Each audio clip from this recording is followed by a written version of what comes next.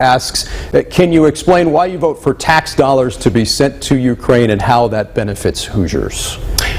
Thank you so much for the question, Bob. This is really an essential investment in our own national security. Of course, it's an investment in the success and the security of the Ukrainian people, but more importantly, if we arrest the expansion of Russia into Ukraine, if we affirm the globally recognized principle of self-government and territorial sovereignty, that will prevent the Chinese Communist Party, which is watching this conflict intently, from grabbing Taiwan.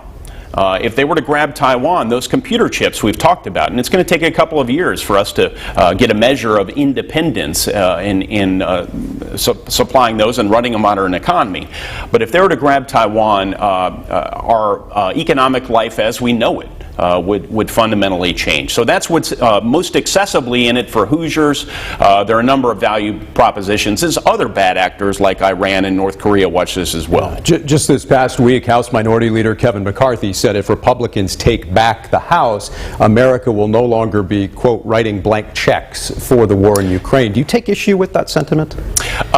I'm not in favor of blank checks. That's why the last tranche of funding for Ukraine, I and other Republicans insisted that we had some guardrails in there to ensure those monies were actually being spent in a way that was consistent with the U.S. interests, and we're spending dollars, frankly, like they're our own as opposed to government dollars. Do you think some interpreted his comments that Republicans may no longer fund to the extent the United States has so far the efforts Ukraine has I don't believe that's on? What he meant. If that is what he meant, I'll take issue with that. Okay.